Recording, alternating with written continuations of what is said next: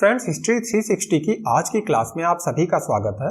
देखिए, आज हम लोग दो महत्वपूर्ण कॉन्सेप्ट को देखने जा रहे हैं। एक है नवनियतिवाद यानी नियो डिटर्मिनिज्म और दूसरा है संभावितवाद यानी प्रोबेबिलिज्म। अब एक चीज आपको याद रखना है कि जो संभावितवाद है ये अलग सिद्धांत है और संभववाद अलग सिद्धांत है। तो जहां से क्वेश्चन आए उसी का आंसर दीजिएगा। अब देखिए, नवनियतिवाद को इंग्लिश में नियो डिटर्मिनिज्म कहते हैं। इस सिद्धांत को ग्रिफिथ टेलर ने दिया था। तो देखिए, हम लोगों ने देखा है संभववाद का जो सिद्धांत है, जो विडाल डी ला ब्लाश जैसे विचारकों के द्वारा सामने रखा गया, इसके विरोध में, इसके कह लीजिए एक तरह से अगेंस्ट में, ये आपका नवनियतिवाद सिद्धांत ग्रिफिथ टेलर ने सामने रखा।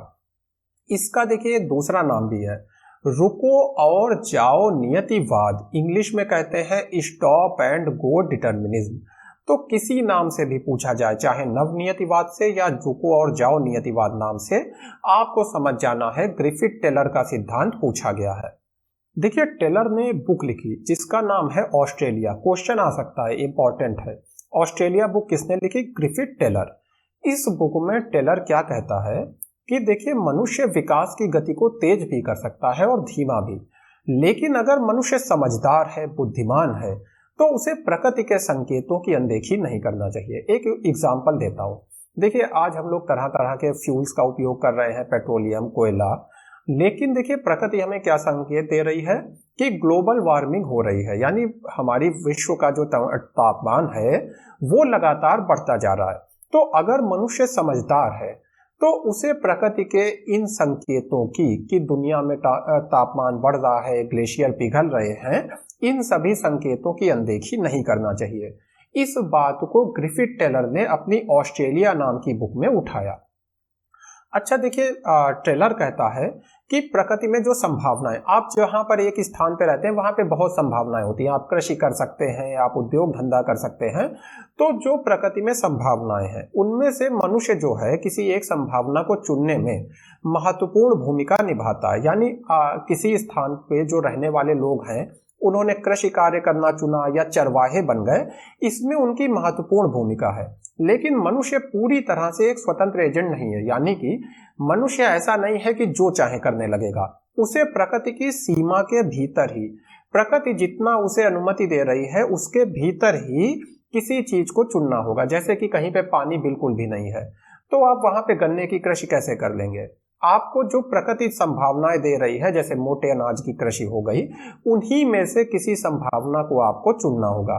तो पूरी तरह से मनुष्य स्वतंत्र नहीं है। हाँ, मनुष्य के पास चयन की संभावना है। अब बात आती है कि इस सिद्धांत को रुको और जाओ नियतिवाद क्यों कहा गया। देखिए, टेलर ने कहा कि जैसे एक बड़े शहर में चौराहा होता है, वहां पे सिग्नल लगा होता है। सिग्नल पे आप जाते हैं, देखते हैं रेड सिग्नल है तो आप रुक जाते हैं, और उसके बाद जब सिग्नल ग्रीन होता है तो आपको जहां जाना है आप अपनी मर्जी से चले जाते हैं। सिग्नल आपको कभी नहीं बताता है कि आप दाएं जाएं, बाएं जाएं, सीधे जाएं। सिग्नल बस आपको यह बताता है कि अभी रेड है तो रुक जाइए, ग्रीन होगा तो चले जाइएगा। उसी तरह से प्रकृति कभी आपको नहीं रोकती है कि आप क्या करें क्या नहीं। आपका मन है तो आप कोयले का इस्तेमाल करते रहें फ्यूल के लिए, आपका मन है तो आप और ज्यादा पेट्रोलियम का इस्तेमाल करें। प्रकृति बस आपको थोड़ा सा रोकती है और सोचने का अवसर देती है कि जिस तरह का आप विकास कर रहे हैं क्या वो भविष्य के लिए सही है। तो ये क्या है? रुको, यानी कि प्रकृति क्या कहती है? थोड़ा सा रुको, सोचो, और फिर जिस दिशा में जाना चाहते हो जाओ, जैसे ट्रैफिक सिग्नल करता है। तो इसीलिए इस सिद्धांत को ग्रिफिथ टेलर के कहा गया रुको और जाओ नियतिवाद। अब देखिए, एक दूसरा सिद्धांत आता है जिसको कहा जाता है संभाव्यता की अवधारणा या फिर प्रोबेबिलिज्म। जैसा कहा मैंने, ये संभववाद यानी पॉसिबिलिज्म से अलग सिद्धांत है, ध्यान रखिए। सिद्धांत किसने दिया? OHK स्पेट ने दिया। बहुत इंपॉर्टेंट है, क्वेश्चन आ सकता है कि संभाव्यतावाद का सिद्धांत, संभाव्यवाद का सिद्धांत किसकी देन है? आप बता देंगे OHK स्पेट। देखिए, सिद्धांत में जो कहा गया है मैं आपको शॉर्ट में बता देता हूं। एक तो ये एक मध्यम मार्ग है। मध्य मार्ग क्या होता है? देखिए, दो लोग लड़ रहे हैं, आप जाते हैं कि एक बीच का रास्ता निकाल देते हैं जिससे दोनों की लड़ाई शांत हो जाती है। इसी तरह से दो विचार थे, एक संभववाद का विचार, जो कह रहा था कि मनुष्य बहुत शक्तिशाली है, वातावरण को परिवर्तित कर सकता है। दूसरा नियतिवाद का विचार, जो मानने को तैयार ही नहीं था कि मनुष्य बहुत ज्यादा कुछ प्रकृति में कर सकता है, जो मनुष्य को एक तरह से गुलाम की तरह देख रहा था। इन दोनों के बीच की लड़ाई में OH के स्पेट ने बीच का रास्ता निकालने की कोशिश की, जो प्रोबेबिलिज्म यानी संभाव्यतावाद का सिद्धांत कहलाया। इस सिद्धांत में देखिए OH के स्पेट क्या कहते हैं। मान लीजिए मैं एक क्वाइन अभी उछालता हूं, मैं आपसे कहूं हेड आएगा या टेल, आप ठीक ठीक नहीं बता सकते। आप कहेंगे 50% चांस है हेड आ जाएगा और 50% चांस है टेल आ जाएगा। इसी तरह से स्पेट ने कहा कि देखिए दुनिया में प्रकृति के जो नियम है उसके हिसाब से मनुष्य का जीवन विकसित होता है, इसको कोई मना नहीं कर सकता। जैसे कि मान लीजिए ये शहर है एक, तो इस शहर का जो केंद्र है यहाँ पर बहुत ज्यादा जनसंख्या होगी। जैसे जैसे शहर के केंद्र से दूर जाएंगे जनसंख्या में आपको कमी होती मिलेगी, यानी यहाँ पर कम जनसंख्या, यहाँ पे और कम जनसंख्या।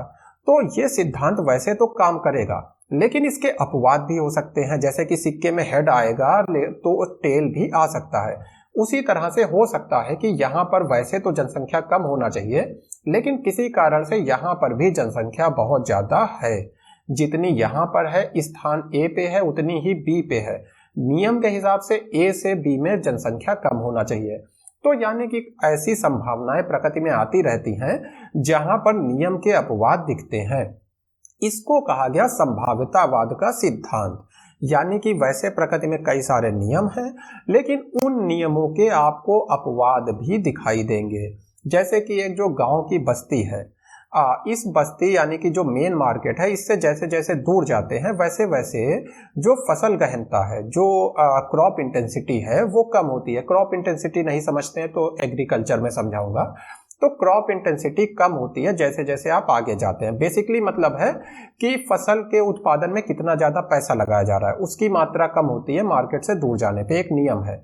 लेकिन इसके क्या अपवाद नहीं मिल सकते। हो सकता है मार्केट से किसी दूर के स्थान पे कृषकों का एक समुदाय ऐसा हो जो खेती में खूब इन्वेस्ट करता हो और खूब प्रॉफिट कमाता हो।